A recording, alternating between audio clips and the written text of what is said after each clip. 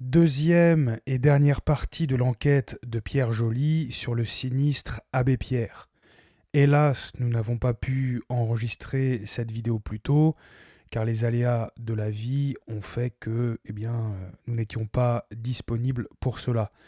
Mais nous entendons bien corriger cela tout de suite, et la preuve en est que nous ne sommes pas là pour faire dans le sensationnalisme, mais pour traiter le sujet de la manière la plus rigoureuse possible. Croyez-nous, vous n'allez pas finir d'être choqués, car les propos de l'abbé Pierre en ce qui concerne la doctrine catholique sont tout simplement abominables. Nous rappelons avant cela que nous faisons tout cela pour la bonne cause, à savoir mettre les âmes en garde contre ceux qui tentent de les empoisonner et de les envoyer en enfer. Nous faisons ce travail car c'est le meilleur moyen de montrer que le clergé conciliaire n'est pas de votre côté. Ils se sont toujours gardés de montrer le vrai visage d'un prêtre qui n'était en réalité qu'un funeste hérétique. C'est pourquoi nous pouvons conclure qu'ils ne sont que des serviteurs du diable et qu'ils veulent votre mort éternelle. Pierre, merci d'être de nouveau avec moi pour clore le dossier de ce triste prélat. Ah, merci à toi, j'espère que tu vas bien. Je vais bien, merci. Ravi de poursuivre cette petite enquête. Je te propose de commencer sans plus attendre avec les hérésies de l'abbé Pierre. Et si tu veux, on peut commencer avec la virginité du Christ. Ok, c'est parti. Alors, ouais, à la page 29 de son livre, l'abbé Pierre écrivait ceci. Cela étant, je ne vois aucun argument théologique majeur qui interdirait à Jésus, le Verbe incarné, de connaître une expérience sexuelle. Je suis même convaincu que, ayant voulu épouser pleinement la nature humaine, il a vécu l'expérience du désir sexuel que connaît tout homme. A-t-il voulu satisfaire ce désir? Si oui, il l'a nécessairement vécu dans un amour partagé, et Marie de Magdala semble avoir été la femme la plus proche de lui, hormis sa mère. Mais il a très bien pu aussi ne pas satisfaire ce désir, ce qui n'a pas empêché d'être pleinement homme. Autrement dit, je m'élève contre ceux qui affirment qu'il est impossible que Jésus ait eu des relations sexuelles au nom de sa divinité. Mais je m'élève tout autant contre ceux qui affirment qu'il a nécessairement eu un rapport charnel avec une femme de par son humanité. Il me semble que Dieu incarné peut connaître le plaisir charnel, comme en éprouver le désir sans y céder. Et dans les deux cas de figure, je crois que cela ne change rien à l'essentiel de la foi chrétienne. Alors ici, l'abbé Pierre nous explique tranquillement qu'il serait permis de supposer que notre Seigneur Jésus-Christ aurait connu une expérience sexuelle. Il ose même affirmer qu'il aurait vécu l'expérience du désir sexuel et que Dieu incarné peut connaître le plaisir charnel. Il va même jusqu'à écrire: «Je m'élève contre ceux qui affirment qu'il est impossible que Jésus ait eu des relations sexuelles». Pourtant, même le pasteur protestant Alain Ouzio a eu l'honnêteté de reconnaître dans la revue Études théologiques et religieuses que la fable selon laquelle le Christ aurait eu des relations sexuelles avec Marie-Madeleine trouvait son origine dans des textes gnostiques datant du IIIe siècle. Rappelons cependant que Martin Luther a repris cette fable en accusant le Christ d'avoir forniqué avec trois femmes. Le Christ, dit-il, a tout d'abord commis l'adultère avec la femme du puits dont nous parle saint Jean. Tout le monde autour de lui ne disait-il pas qu'est-ce qu'il a fait avec elle? Ensuite, avec Marie-Madeleine, et enfin avec la femme prise en flagrant délit d'adultère, qu'il a écartée avec tant de légèreté. Ainsi, même le Christ, qui était si juste, a dû se rendre coupable de fornication avant de mourir. Notons toutefois que dans sa lettre numéro 48 au sénateur Pamac, saint Jérôme écrivait ceci: Jésus-Christ est vierge, et celle qui l'a mis au monde ayant toujours conservé sa virginité, et mère et vierge tout ensemble. Jésus-Christ et Marie, ayant donc toujours été vierges, ont consacré la virginité dans l'un et dans l'autre sexe. Les apôtres étaient vierges, ou du moins gardèrent la continence après leur mariage. Les évêques, les prêtres et les diacres doivent être ou vierges ou veufs avant d'être ordonnés, ou du moins vivre toujours en continence après leur ordination. Alors pour le coup, l'abbé Pierre montre à quel point il ne comprend pas le Christ. Il le voit d'une manière toute humaine et très peu catholique, hélas. Et quelque part, il accuse même notre Seigneur, quoique de manière moins extrême que Luther, d'avoir forniqué. Ici, il n'est pas question de mariage entre le Christ et Marie-Madeleine, sinon la chose aurait été de toute façon publique et bien renseignée, mais d'une simple relation. Dieu fait homme, qui aurait pris femme, c'est déjà grave que d'arriver à croire une chose pareille, mais la fornication, c'est encore pire. Et concernant Luther, puisque tu l'as mentionné Pierre, je ne résiste pas de rappeler au conciliaire qu'il a eu le droit à sa petite statue au Vatican et même à un timbre pour l'honorer, lui qui vomissait sur notre Seigneur et qui l'accuse de fornication. Et après, il y a toujours des individus assez limités mentalement pour venir nous accuser, nous, c'est des vacantistes. Le problème, ce ne sont pas les conciliaires au Vatican qui glorifient un individu aussi sordide que Luther, mais les sédévacantistes qui rappellent la doctrine catholique. Bref, je te laisse poursuivre avec le point suivant. Alors le sixième point que je voulais maintenant aborder concerne la Vierge Marie et le péché originel. À la page 31 de son livre, l'abbé Pierre écrivait, citation, l'Immaculée Conception, promulguée en 1854, signifie que Marie ne porte pas les traces du péché originel. Autrement dit, elle a un statut unique dans l'humanité dès sa conception. Elle n'est pas semblable aux autres êtres humains, mais même les plus grands saints, qui, eux, portent dans leur chair la trace du péché originel. J'expliquerai que je suis peu enclin à croire tel quel au péché originel. Mais même si le péché originel avait vraiment existé et qu'il se transmettait par la chair de génération en génération depuis Adam et Ève, je ne vois pas pourquoi Marie, qui est pleinement humaine, aurait eu ce privilège d'y échapper et en quoi cela aurait été nécessaire au mystère de l'incarnation. Je vois plutôt dans cette croyance une manière de nous éloigner de Marie. N'en va-t-il pas de même pour le dogme de l'Assomption de Marie, promulgué en 1950? Selon ce dogme, le corps de Marie n'aurait pas connu la corruption, mais serait monté au ciel, aurait été transfiguré en quelque sorte. Euh, N'est-ce pas encore une manière d'enlever à Marie sa pleine humanité, d'en faire une quasi-divinité incorruptible? Sachons nous garder du danger de cette montée en puissance de la mariologie. Alors ici, l'abbé Pierre admet qu'il doute de l'existence du péché originel, qui en plus d'avoir été défini dogmatiquement par le Concile de Trente, est explicitement mentionné dans l'Ancien et dans le Nouveau Testament. Par ailleurs, ce prêtre soutient également que les dogmes de l'Immaculée Conception et de l'Assomption nous éloignent de Marie. Ces propos sont extrêmement graves puisque l'Immaculée Conception et l'Assomption sont des vérités révélées par Dieu. D'ailleurs, si contrairement à toutes les autres femmes qui sont mentionnées dans la Bible, la Vierge Marie est dite pleine de grâce, c'est-à-dire sans péché, c'est parce qu'elle possède une dignité particulière qui la rend supérieure à toutes les créatures. Quant au dogme de l'Assomption, rappelons que dans les Saintes Écritures, il est rapporté que plusieurs personnes sont miraculeusement montées au ciel.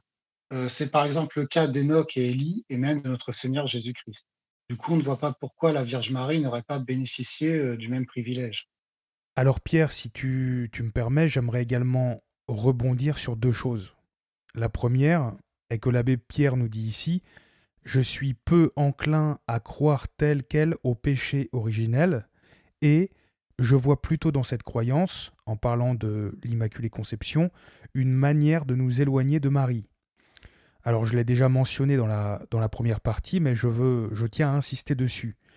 Comme nous l'avons vu, l'abbé Pierre n'hésitait pas à invoquer le fait, et parfois même à tort, qu'il n'y aurait eu aucun concile ou aucun dogme qui se serait prononcé sur tel ou tel sujet quand il se plaisait à nier tel point de doctrine. Mais là, on voit bien que les dogmes, il s'en fiche éperdument, et que seul ce qui sortait de son esprit malade comptait pour lui. donc l'argument des conciles ou des dogmes, on voit bien que ce n'était encore une fois qu'un prétexte pour convaincre les âmes mal affermies. La deuxième chose sur laquelle je souhaite rebondir est ce propos vraiment misérable.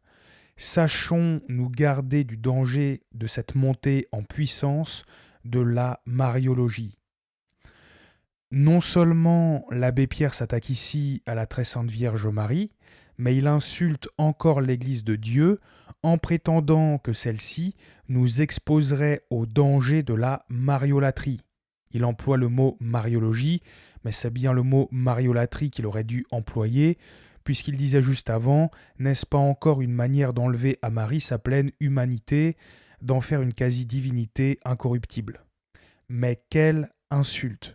Là aussi, je l'ai déjà dit, mais je le répète, cet homme n'avait absolument rien de catholique.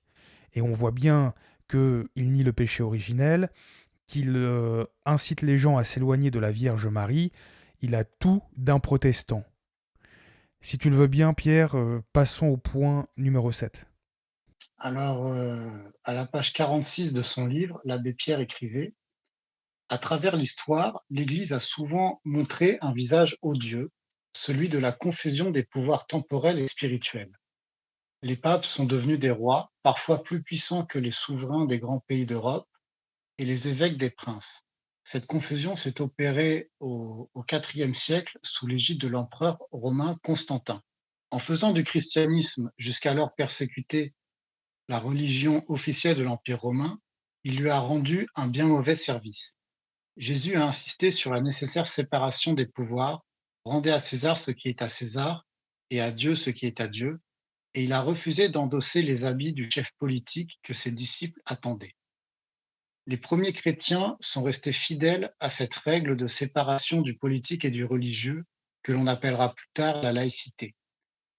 Les choses ont donc basculé avec Constantin et l'Église est devenue une puissance politique voulant régenter la société. C'est ce qu'on a appelé la chrétienté. Depuis les Lumières et les révolutions du XVIIIe et XIXe siècle, l'Église a perdu sa puissance et son influence temporelle. Le Concile Vatican II a non seulement pris a non seulement pris acte de cette évolution, mais a évoqué comme la possibilité pour les catholiques de revenir aux sources évangéliques. J'ai toujours en mémoire cette parole si juste du père Congar au moment de l'ouverture du concile. Vatican II va inaugurer la fin de l'ère constantinienne. Aujourd'hui, ce retour aux sources n'est pas encore achevé. La papauté reste trop puissante et reflète encore le visage du pape empereur. Le pape, par exemple, est élu à vie comme l'était l'empereur. Il ne s'agit pas de supprimer la papauté, mais de revenir à une fonction plus modeste. Il faut libérer l'Église de la tutelle romaine sur toutes les églises locales, de son centralisme politique et juridique. C'est une des conditions pour que l'Église redevienne pleinement évangélique et pour la réconciliation de tous les chrétiens dans l'unité. Alors ici, l'abbé Pierre se permet carrément d'insulter l'Église en disant que celle-ci aurait montré un visage odieux. Pourtant, l'Église a toujours fait la distinction entre le pouvoir temporel et le pouvoir spirituel. Dans son encyclique Summi Pontificatus, Pie XII déclarait: «L'Église prêche et inculque l'obéissance et le respect envers l'autorité terrestre qui tient de Dieu sa noble origine. Elle s'en tient à l'enseignement du divin Maître qui a dit: Rendez à César ce qui est à César. Elle n'a pas de visée d'usurpation et chante dans sa liturgie: Non eripit mortalia qui regna dat caelestia», hymne de la fête de l'Épiphanie. Dans son encyclique Ad Apostolorum Principis, Pie XII ajoutait également: «L'Église ne s'est jamais lassée d'inculquer à ses fils la règle d'or reçue de son divin fondateur: Rendez à César ce qui est à César et à Dieu ce qui est à Dieu. Maxime fondée sur le principe présupposé qu'aucune opposition ne peut exister entre les préceptes de la vraie religion et les vrais intérêts de la patrie. Mais il faut ajouter tout de suite que si le chrétien, par devoir de conscience, doit rendre à César, c'est-à-dire aux autorités humaines, ce qui leur appartient, celles-ci ne peuvent donner des ordres aux citoyens dans des choses ne leur appartenant pas, mais qui sont dues à Dieu. Et moins encore peuvent-elles exiger l'obéissance quand elles entendent usurper des droits souverains de Dieu, forcer les fidèles à s'écarter de leurs devoirs religieux, à se détacher de l'unité de l'Église et de la hiérarchie légitime. Alors le chrétien ne peut que répondre, sereinement mais fermement, comme jadis saint Pierre et les apôtres aux premiers persécuteurs de l'Église, il faut obéir à Dieu plutôt qu'aux hommes. De plus, contrairement à ce qu'affirme l'abbé Pierre, la fonction de pape n'est en rien comparable à celle d'un empereur. Dans une déclaration commune en réponse à la circulaire du chancelier Bismarck, l'épiscopat allemand a expliqué ce qui suit. Les décisions du Concile du Vatican ne fournissent pas l'ombre d'un prétexte à prétendre que le pape est devenu par elles un souverain absolu et, en vertu de son infaillibilité, un souverain parfaitement absolu, plus que n'importe quel monarque absolu du monde. D'abord, le domaine de la puissance ecclésiastique du pape est essentiellement différent de celui sur lequel s'étend la souveraineté temporelle des monarques. Aussi, les catholiques ne contestent nullement l'entière souveraineté de leur prince sur le terrain civil. Abstraction faite de tout cela, on ne peut pas non plus appliquer au pape la qualification de monarque absolu en matière ecclésiastique, parce que lui-même est soumis au droit divin et il est lié aux dispositions tracées par Jésus-Christ à son Église. Il ne peut pas modifier la constitution donnée à l'Église par son divin fondateur, comme un législateur temporel peut modifier la constitution de l'État. À noter que dans sa lettre apostolique Mirabilis illa Constantia, le pape Pie IX a approuvé cette déclaration de l'épiscopat allemand en écrivant ceci. Votre déclaration donne la plus pure doctrine catholique et par conséquent celle du Saint Concile et du Saint-Siège. Quant à la sécularisation de la société dont l'abbé Pierre semble se réjouir, rappelons que celle-ci a été condamnée par l'Église à de multiples reprises. Par exemple, dans son encyclique Summi Pontificatus, le pape Pie XII disait que la laïcisation si vantée de la société, qui a fait des progrès toujours plus rapides, soustrayant l'homme, la famille et l'État à l'influence bienfaisante et régénératrice de l'idée de Dieu et de l'enseignement de l'Église, a fait réapparaître, même dans les régions où brillèrent pendant tant de siècles les splendeurs de la civilisation chrétienne, les signes toujours plus clairs, toujours plus distincts, toujours plus angoissants d'un paganisme corrompu et corrupteur. Cet enseignement de Pie XII rejoint totalement la pensée de Pie XI qui, dans son encyclique Maximam Gravissimumque, disait de même que toutes les fois que par laïcité on entend un sentiment ou une intention contraire ou étrangère à la religion et à Dieu, nous réprouvons entièrement cette laïcité et nous déclarons ouvertement qu'elle doit être réprouvée. Tu viens d'évoquer la laïcité, Pierre, et tu fais bien, car il est évident que l'abbé Pierre embrasse cette doctrine pernicieuse. Il faut effectivement faire une distinction entre l'Église et l'État, distinction que tu as également rappelée, mais celle-ci n'a rien à voir avec la laïcité républicaine et maçonnique, qui n'en est qu'une sinistre parodie. J'en profite d'ailleurs pour rappeler l'enseignement de Saint Pie X dans l'encyclique Vehementer Nos. Qu'il faille séparer l'État de l'Église, c'est, juge Saint Pie X, une thèse absolument fausse, une très pernicieuse erreur, basée sur ce principe que l'État ne doit reconnaître aucun culte religieux. Elle est tout d'abord très gravement injurieuse pour Dieu, car le Créateur de l'homme est aussi le fondateur des sociétés humaines et il les conserve dans l'existence comme il nous soutient. Nous lui devons donc non seulement un culte privé, mais un culte public et social pour l'honorer. En outre, continue le pape Saint Pie X, cette thèse, de la séparation de l'Église et de l'État donc, est la négation très claire de l'ordre surnaturel. Cette thèse bouleverse également l'ordre très sagement établi par Dieu dans le monde, ordre qui exige une harmonieuse concorde entre les sociétés. Ces deux sociétés, la société religieuse et la société civile, ont en effet les mêmes sujets, quoique chacune d'elles exerce dans sa sphère propre son autorité sur eux. Il en résulte forcément qu'il y aura bien des matières dont la connaissance et le jugement sera du ressort de l'une et de l'autre. Or, qu'entre l'État et l'Église l'accord vienne à disparaître, et de ces matières communes pulluleront facilement les germes de différends qui deviendront très aigus des deux côtés. La notion de vrai en sera troublée et les âmes remplies d'une grande anxiété. On le constate donc ici, l'abbé Pierre cherchait à bouleverser l'ordre très sagement établi par Dieu dans le monde et niait très clairement l'ordre surnaturel. Et que des conciliaires ne viennent pas nous dire qu'il ne savait pas ce qu'il faisait, puisqu'il se permettait de jeter les dogmes qui ne lui plaisaient pas derrière son épaule. L'Immaculée Conception, le péché originel, l'existence de l'enfer, etc. Étrangement, et là on entre dans le domaine du subjectif évidemment, de tous les extraits de l'abbé Pierre que tu as lus jusqu'ici, Pierre, c'est celui qui me dégoûte le plus. Tout dans ce passage respire l'hérésie. C'est un parfait condensé de modernisme et de protestantisme. Après avoir bien craché sur l'Église, il encense Vatican II, quel hasard, et nous explique que, heureusement, ce maudit conciliabule nous aurait sauvés de je ne sais combien de siècles d'obscurantisme. Il cite même un des pires modernistes de tous les temps, Yves Congar, qui disait « Vatican II va inaugurer la fin de l'ère constantinienne ».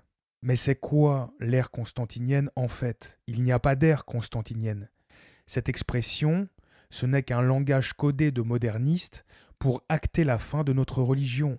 Constantin a juste donné à l'Église les moyens d'exister et de faire régner l'ordre chrétien. En disant Vatican II va inaugurer la fin de l'ère constantinienne, ce traître de Congar disait tout simplement Vatican II va inaugurer la fin du catholicisme. Et l'abbé Pierre s'en réjouissait. Comme tous les modernistes, il employait cette ruse qui consistait à nous faire croire que nous revenions au catholicisme des origines. Mais regardez, vous tous qui nous écoutez, regardez ce qu'est cette abominable secte de dégénérés et dites-nous si nous sommes revenus au catholicisme des origines. Prétendre une telle chose revient non seulement à insulter notre Seigneur, nos apôtres et tous nos ancêtres, mais encore à affirmer que l'Église nous aurait éloignés de la vérité. Mais écoutez ce qu'il disait. Il faut libérer l'Église de la tutelle romaine sur toutes les églises locales, de son centralisme politique et juridique. C'est une des conditions pour que l'Église redevienne pleinement évangélique et pour la réconciliation de tous les chrétiens dans l'unité. Encore et toujours, on veut nous faire croire qu'en détruisant l'Église, nous allons acter la réconciliation de tous les chrétiens dans l'unité. Ce mouvement, vous le connaissez déjà, on appelle ça l'œcuménisme.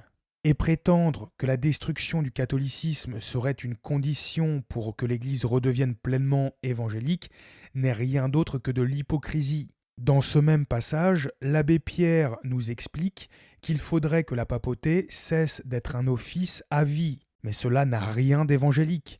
De tout temps, les papes ont toujours été élus à vie.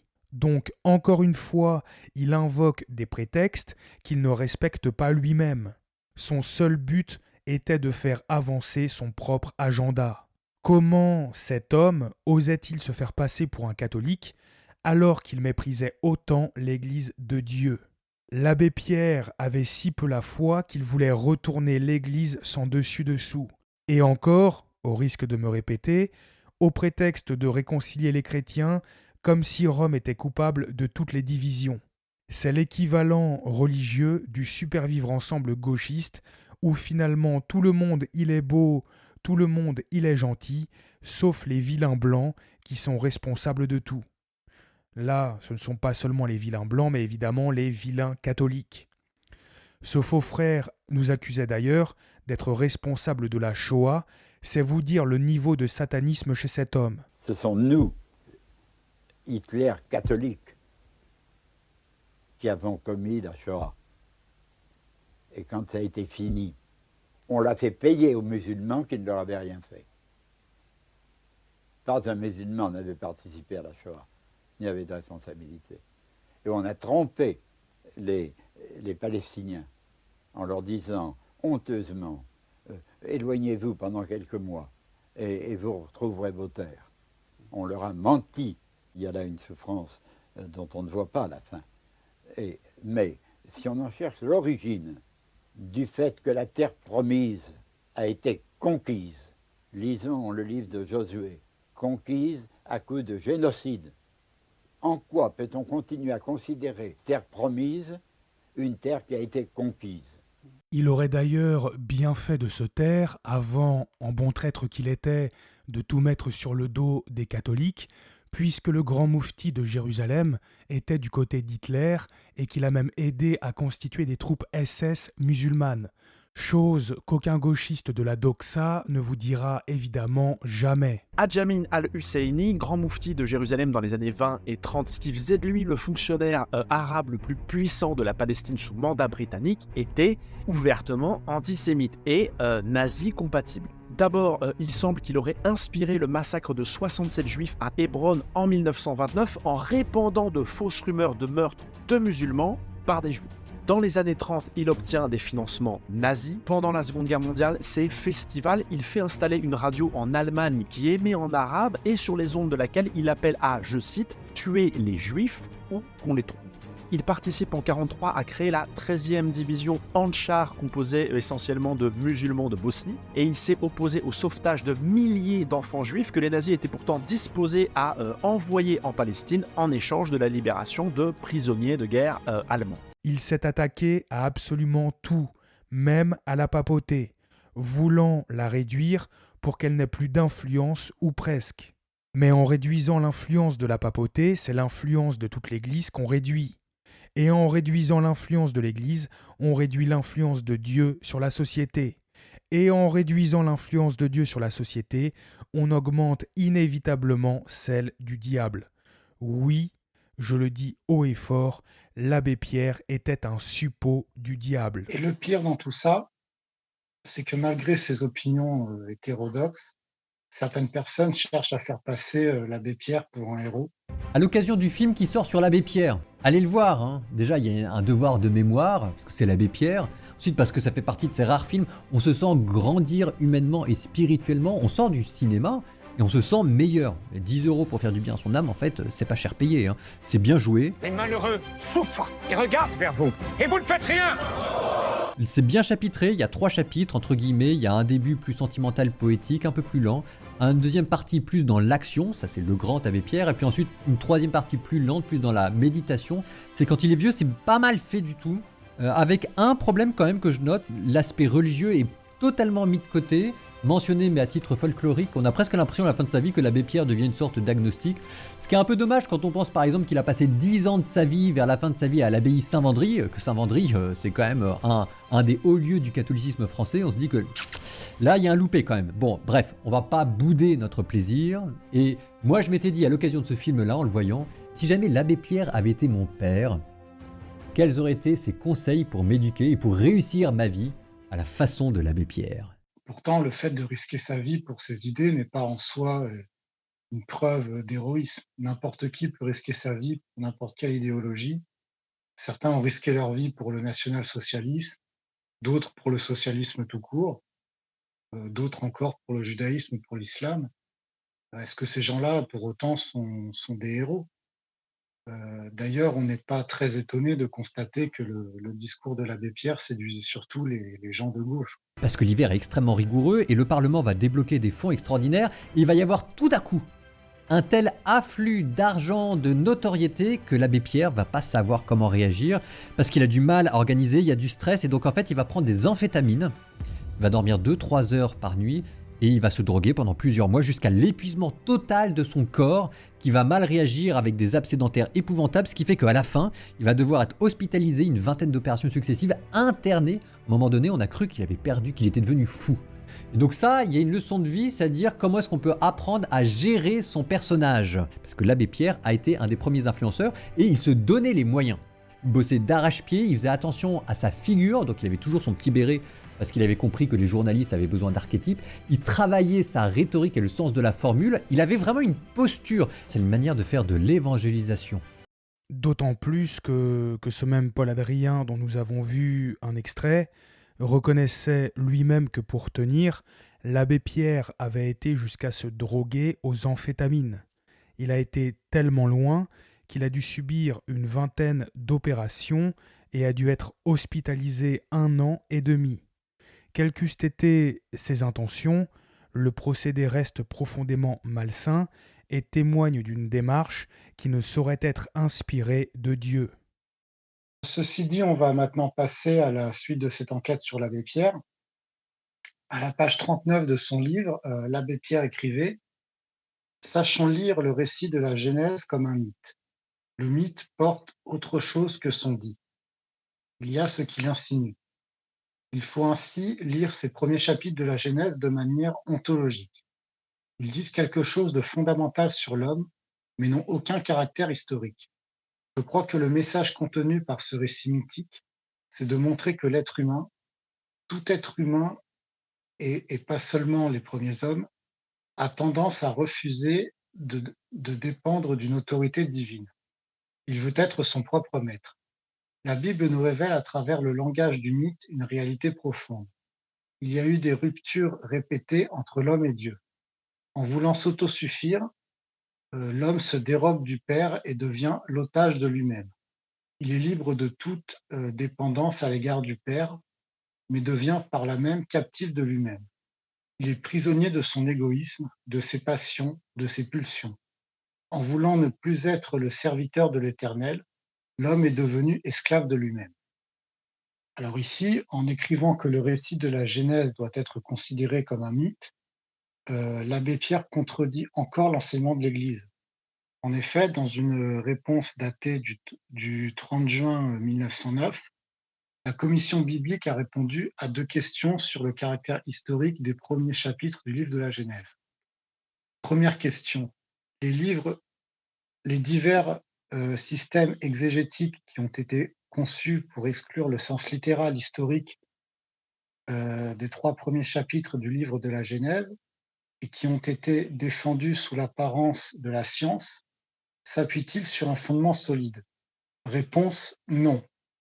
Question numéro 2: est-il possible, malgré le caractère et la forme historique du livre de la Genèse, d'enseigner que les 3 chapitres précités de la Genèse ne contiennent pas des narrations de choses véritablement arrivées, c'est-à-dire qui correspondent à la réalité objective et à la vérité historique, mais sont soit des fables empruntées aux mythes et aux cosmogonies des peuples anciens et adaptées par l'auteur sacré à la doctrine monothéiste après expurgation de toute erreur polythéiste, soit des allégories ou des symboles dépourvus du fondement de la réalité objective et qui ont été proposés sous l'apparence de l'histoire pour inculquer des vérités religieuses et philosophiques, soit enfin des légendes, pour une part historiques et pour une part inventées, qui ont été composées librement en vue de l'instruction et de l'édification des âmes. Réponse: non. Pour le coup, je n'ai rien à ajouter car les propos de l'abbé Pierre sont dans la continuité de tout ce que nous avons pu lire de lui jusqu'ici. Il s'est inventé une religion qui n'a jamais existé. Le pseudo-catholicisme de l'abbé Pierre, c'est juste une nouvelle secte protestante qui voulait, comme toujours, se faire passer pour le vrai christianisme. En parler a au moins le mérite de remettre les pendules à l'heure en ce qui concerne la Genèse. Mais tu vas maintenant, Pierre, nous parler des croisades, et on va encore avoir l'occasion de se rendre compte de la fausseté de ce prêtre. Oui, tout à fait. À la page 58 de son livre, l'abbé Pierre écrivait: «Je viens de relire une encyclopédie sur 20 siècles de christianisme, et j'ai été frappé de découvrir ce qu'ont vraiment été les croisades. Derrière le prétexte de vouloir libérer les lieux saints et de permettre aux pèlerins de s'y rendre en sécurité, s'est mise en place une gigantesque entreprise de domination, de pillage, de massacres atroces. Cela a atteint non seulement les populations arabo-musulmanes, mais aussi les Grecs orthodoxes, avec le sac épouvantable de Constantinople. Il reste de cette période, qui s'est étendue sur environ 2 siècles, des traces très profondes chez les musulmans et aussi chez les orthodoxes. L'idée même de croisade, c'est-à-dire de verser du sang pour être propriétaire des lieux de la vie de Jésus, est déjà tout à fait révoltante. Mais utiliser ce prétexte pour tuer des populations civiles et dans le véritable but de dominer et de s'enrichir l'est encore plus. Alors ici, l'abbé Pierre tente de faire passer, l'ensemble des croisés pour des fanatiques, en réduisant les croisades à une gigantesque entreprise de domination, de pillage et de massacres atroces. Mais, l'abbé Pierre oublie de préciser que le sac de Constantinople a été condamné par le pape, Innocent III.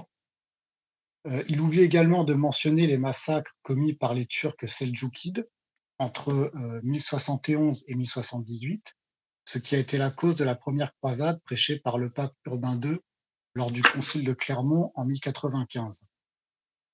Dans son encyclique Ex Quo Nono, le pape Saint Pie X, écrivait d'ailleurs à ce sujet: «C'est également fouler aux pieds les droits de l'histoire que de traiter comme des brigandages ces saintes expéditions qu'on appelle les croisades, ou encore, ce qui est plus grave, d'imputer au désir de domination plutôt qu'à la préoccupation apostolique de nourrir le troupeau du Christ, le zèle et les efforts des pontifes romains pour la réunion des églises.»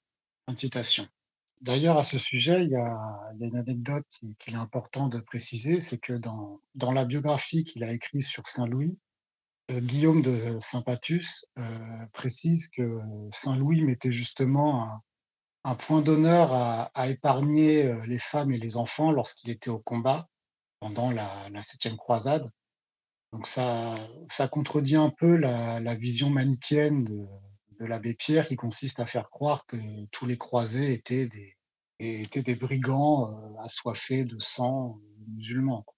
Il faut d'ailleurs le dire, l'abbé Pierre était déjà un islamophile de la première heure.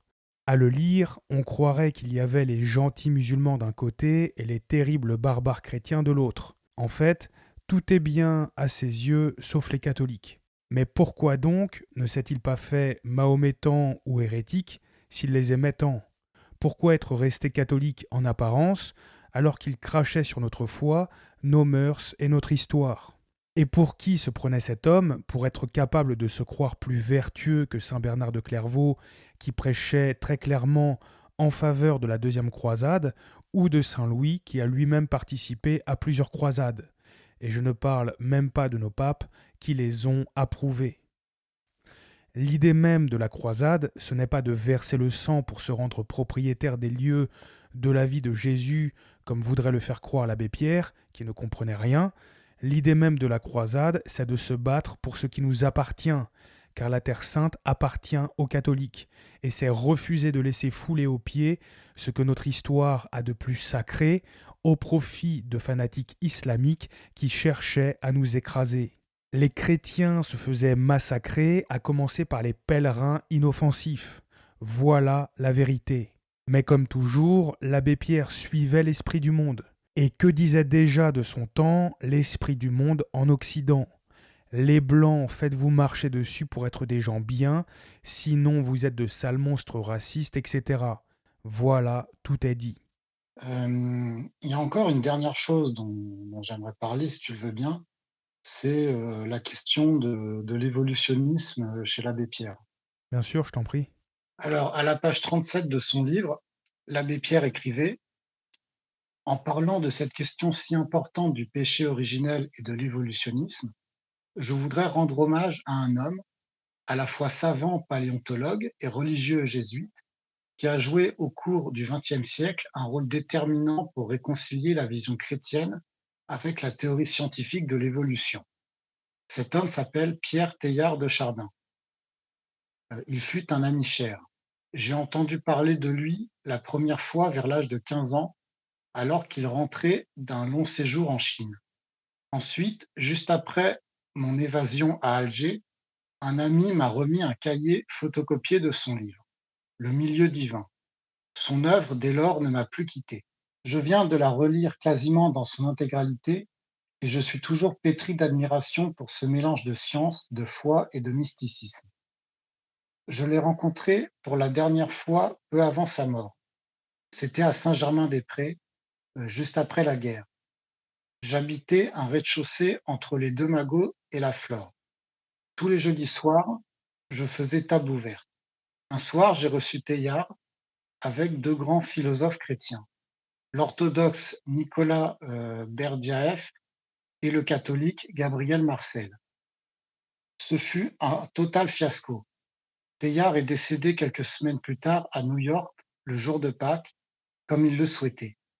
Pierre Teilhard de Chardin était passionné depuis l'enfance par la matière, et il ne la voyait pas, à l'inverse de nombreux chrétiens, comme un ennemi du spirituel. Il est devenu un grand savant, spécialiste des fossiles et de l'histoire de la Terre, et il a également consacré sa vie à Dieu. Ses thèses audacieuses, qui tentent de réconcilier la vision évolutionniste avec la foi chrétienne, ont été mal reçues par l'Église catholique, qui l'accusait volontiers de panthéisme. Pourtant, il a toujours été soutenu par des grands théologiens comme le père de Lubac. Pour Teilhard, l'évolution a un sens et s'achève dans ce qu'il appelle le point oméga, le Christ. Sa vision mystique est empreinte d'un lyrisme poétique qui agace certains, mais auquel j'ai personnellement toujours été sensible. Je crois que les choses ultimes ne peuvent être dites que poétiquement. Alors ici, l'abbé Pierre fait clairement l'éloge du père Teilhard de Chardin et de son travail de réconciliation entre la pensée évolutionniste et la foi chrétienne. Pourtant, il n'existe aucune preuve que la théorie de l'évolution soit compatible avec le catholicisme. Dans son encyclique Humani Generis, Pie XII disait d'ailleurs à ce sujet, citation, quiconque observe attentivement ceux qui sont hors du bercail du Christ découvre sans peine les principales voies sur lesquelles se sont engagés un grand nombre de savants. En effet, c'est bien eux qui prétendent que le système dit de l'évolution s'applique à l'origine de toutes les choses. Or, les preuves de ce système ne sont pas irréfutables, même dans le champ limité des sciences naturelles. Ils l'admettent pourtant sans prudence aucune, sans discernement, et on les entend qui professent avec complaisance et non sans audace le postulat moniste et panthéiste d'un unique tout fatalement soumis à l'évolution continue. Or, très précisément, c'est de ce postulat que se servent les partisans du communisme pour faire triompher et propager leur matérialisme dialectique dans le but d'arracher des âmes toute idée de Dieu. La fiction de cette fameuse évolution, faisant rejeter tout ce qui est absolu, constant et immuable, a ouvert la voie à une philosophie nouvelle aberrante qui, dépassant l'idéalisme, l'immanentisme et le pragmatisme, s'est nommée existentialisme, parce que, négligeant les essences immuables des choses, elle n'a souci que de l'existence de chacun. Vous voyez, chers auditeurs, il n'y a pas de fumée sans feu. L'abbé Pierre n'a jamais fait que cracher sur le catholicisme, mais par contre, il était très heureux de Vatican II. Et devinez qui suscitait chez lui l'appréciation et l'admiration, les pires modernistes des années 60. Après Yves Congar, voici qu'il fait maintenant l'apologie de Teilhard de Chardin et d'Henri de Lubac. Pour rappel, Henri de Lubac a été soupçonné de modernisme par le Saint-Office en 1946 et réduit au silence. Teilhard de Chardin a lui aussi été dans le viseur du Saint-Office, mais le scandale a été étouffé par l'ordre des Jésuites qui s'est contenté de mettre ce moderniste de côté. Nul doute que l'abbé Pierre aurait subi le même sort que ces deux-là, et probablement bien plus encore, vu la teneur encore plus perverse de ses écrits. Effet ô combien atroce, on connaît les derniers mots de Teilhard de Chardin. En mourant, celui-ci s'est exclamé « Cette fois, c'est terrible ». Imaginez donc un peu. Enfin, concernant la théorie de l'évolution, elle ne repose sur aucune preuve. C'est un ramassis de bêtises et je m'étonne que des gens qui se disent chrétiens puissent y croire. Il ne faut pas être bien inspiré de Dieu pour croire que Jésus-Christ descendrait du singe. Pierre, si tu veux, je te propose de conclure. Oui, eh bien, je crois que tous les éléments que je viens d'exposer permettent de comprendre facilement que l'abbé Pierre a malheureusement perdu la foi catholique. Au-delà du fait qu'il a renié plusieurs dogmes définis par l'Église, ce prêtre proposait également des idées novatrices extrêmement dangereuses, voire même carrément blasphématoires. Pour toutes ces raisons, je ne crois pas que l'abbé Pierre était catholique. J'ignore à quel moment de sa vie il est devenu moderniste, mais ce qui est sûr, c'est qu'il a été fortement influencé par un théologien anticatholique, à savoir Teilhard de Chardin. Quoi qu'il en soit, il est nécessaire de rappeler que les bonnes œuvres ne suffisent pas pour obtenir le salut. Dans le 13e chapitre de son épître aux Corinthiens, au verset 3, saint Paul écrivait: quand je distribuerai tout mon bien pour la nourriture des pauvres et que je livrerai mon corps pour être brûlé, si je n'ai point la charité, cela ne me sert à rien. Et dans sa bulle Cantate Domino, le pape Eugène IV ajoutait à ce propos: personne ne peut être sauvé, si grandes que soient ses aumônes, même s'il verse son sang pour le nom du Christ, s'il n'est pas demeuré dans le sein et dans l'unité de l'Église catholique. Sur cette question, dans son encyclique Singulari Quidem, le pape Pie IX enseignait également: le culte divin se compose de deux éléments, de la foi et des œuvres. Point de vraie foi sans les œuvres, et point d'œuvre agréable à Dieu sans la foi. Le pape Pie XI rappelait de même, dans son encyclique Mortalium Animos, que la charité a pour fondement une foi intègre et sincère. Ainsi, la véritable charité consiste à accomplir de bonnes œuvres exclusivement pour plaire à Dieu et non pas pour plaire aux hommes. C'est pourquoi dans le 6e chapitre de l'Évangile selon saint Matthieu, au verset 1, notre Seigneur disait: prenez garde à ne pas faire votre justice devant les hommes pour être vu d'eux. Autrement, vous n'aurez point de récompense de votre Père qui est dans les cieux. Mais avant toute chose, comme l'enseignait Léon XIII dans son encyclique Caritatis Studium, la charité ordonne de concourir autant que chacun le peut au salut d'autrui. Malheureusement, l'abbé Pierre ne semblait pas se préoccuper du salut d'autrui. Et comment l'aurait-il pu, puisqu'il ne croyait pas en l'existence de l'enfer, ni même au péché originel?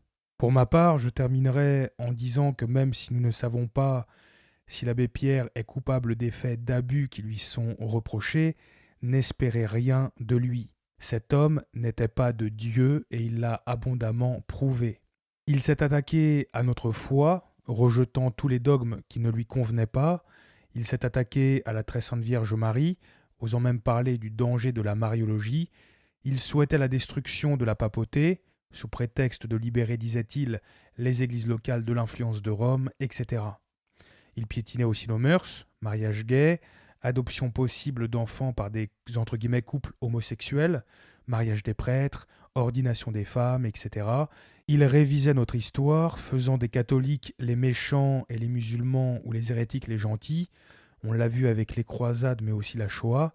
Et enfin, il glorifiait des modernistes dans le viseur du Saint-Office avant la mort de Pie XII. Voilà le grand abbé Pierre, celui que certains prennent encore pour un saint. Il a d'ailleurs été reçu plusieurs fois par Jean-Paul II, qui n'en avait rien à faire de tout ça, car l'abbé Pierre n'a pas attendu l'âge de 96 ans pour dérailler, c'est toute sa vie qu'il menait comme ça. Mais avec ces imposteurs, comme je l'ai dit, vous pouvez cracher sur le catholicisme autant que vous voulez, tentez même d'en détruire jusqu'aux fondations, tant que vous ne remettez pas Vatican II en question, vous n'aurez aucun problème. Et c'est bien comme ça qu'on sait que cette secte n'est pas l'Église de Dieu. Elle ne protège que sa propre doctrine moderniste. Donc, ayez de la pitié pour ce pauvre homme, priez pour lui, mais surtout, n'en attendez plus rien. Il a peut-être sauvé des corps, mais combien d'âmes a-t-il fait ou laissé périr? Âmes qu'il aurait pu sauver s'il avait eu la foi et qu'il les avait vraiment poussées à rester fidèles à la doctrine catholique. C'est comme ça que le diable tente de nous tromper et force est de constater que ça fonctionne. Demandez donc ce qu'est la charité aux conciliaires aujourd'hui, et tout comme l'abbé Pierre, la majorité d'entre eux n'en ont strictement rien à faire de ce qu'en disait l'Église. Pour eux, la charité c'est juste du social, et les gens comme nous qui avertissons les autres n'en auraient pas. Du marketing bidon, voilà ce qu'ils affectionnent. Nous en profitons également pour vous mettre en garde contre les pseudo-catholiques qui font de l'abbé Pierre un quasi-saint, en tout cas au moins jusqu'au moment où il a été accusé d'abus sexuels. C'est le cas par exemple de Paul Adrien qui n'a visiblement aucun problème pour s'accommoder du fait que l'abbé Pierre était pour le mariage gay. Quitte d'ailleurs à être une personnalité clivante. Parce que ce qui est sûr, c'est que quand l'abbé Pierre va prendre des positions, il va pas faire l'unanimité. Quand par exemple, il va défendre l'indépendance des colonies, qu'il va être ami avec Bourguiba, qu'il va être pour la dénucléarisation, ou bien sur la scène intérieure, quand il va dire par exemple qu'il est pour une union homosexuelle civile, il va se mettre des personnes à dos, mais derrière, il montre qu'il y a un vrai bonhomme avec son originalité, et ça vous fait une vie. Ou qui n'hésite pas à parler de l'intransigeance de l'abbé Pierre.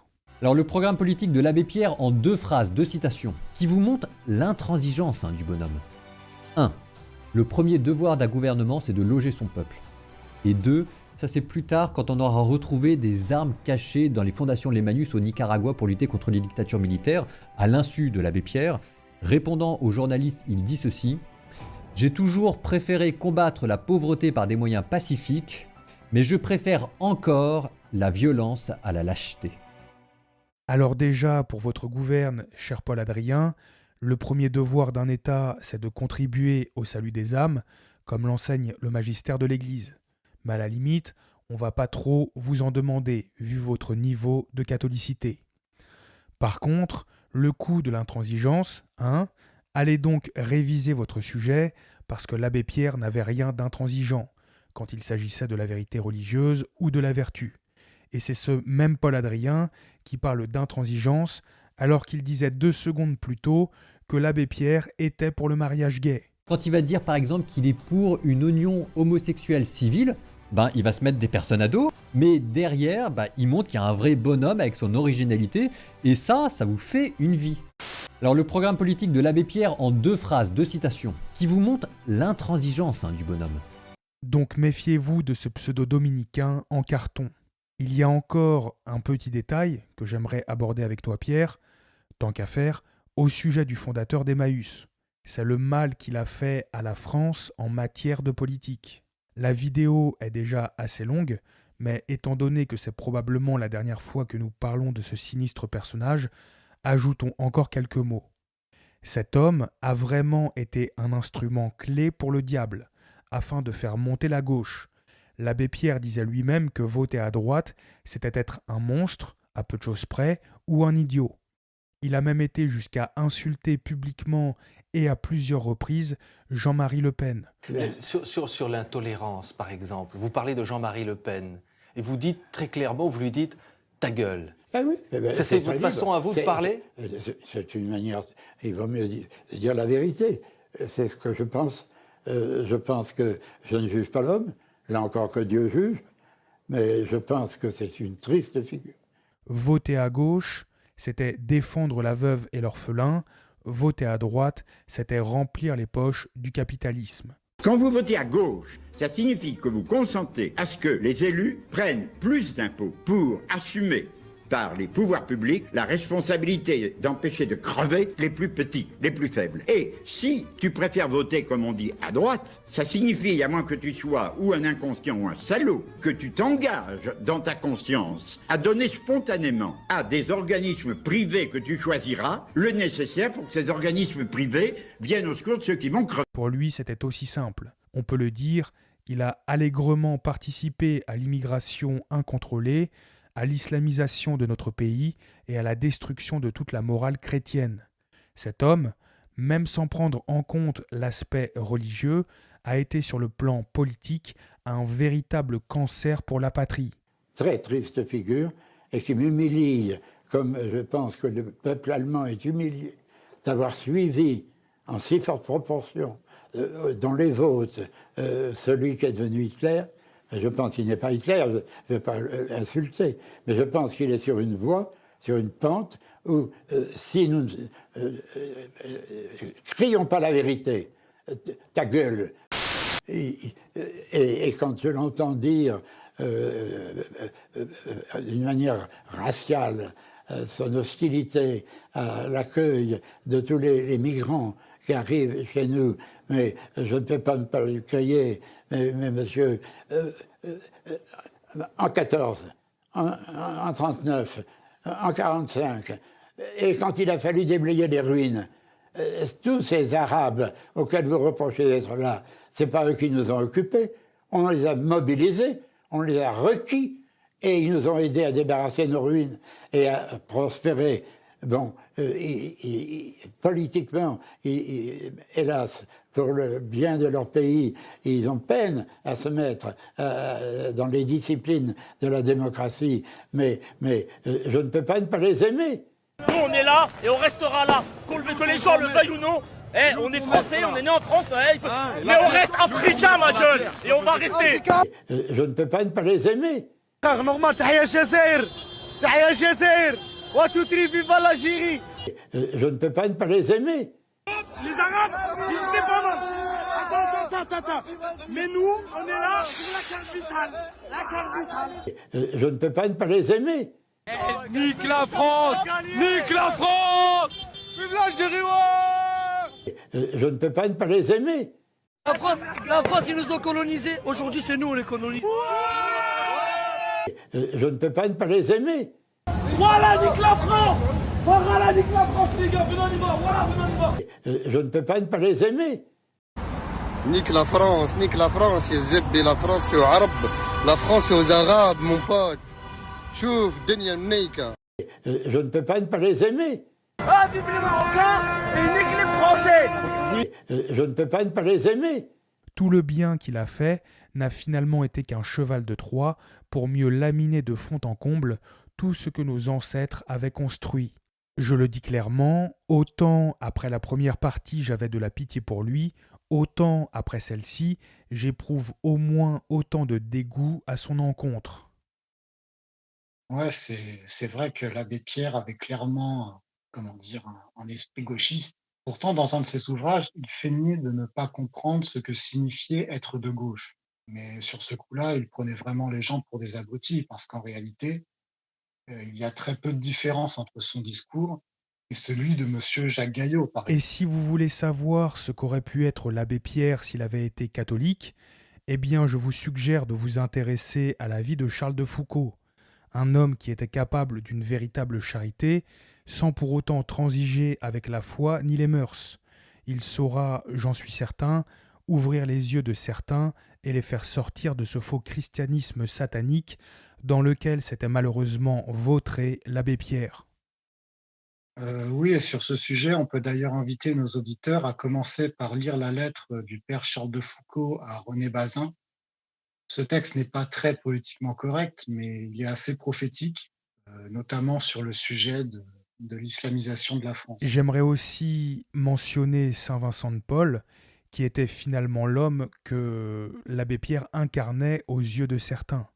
En effet, Saint Vincent de Paul a aidé d'innombrables personnes dans une charité absolument parfaite et en professant une foi catholique également parfaite. L'abbé Pierre, finalement, n'était qu'une contrefaçon diabolique de ce qu'était Saint Vincent de Paul. Donc intéressez-vous au sein de l'Église catholique et non pas aux faux frères de la secte moderniste. C'est comme ça que vous vous édifierez et que vous avancerez dans la vérité. Et pour notre part, nous continuerons à défendre la vérité, que cela plaise ou non à ceux qui méprisent l'enseignement de l'Église et qui se font passer pour de bons chrétiens. Merci à toi, Pierre, de nous avoir fait profiter de cette petite enquête que tu as menée. Je rappelle à ceux qui nous écoutent que ton livre Croisade contre Vatican II est toujours disponible aux éditions du CSRB. Vous trouverez le lien en description. Le Carnaval de l'Enfer, écrit par votre serviteur, est également disponible chez le même éditeur. Et nous vous disons à bientôt pour une prochaine émission. À bientôt.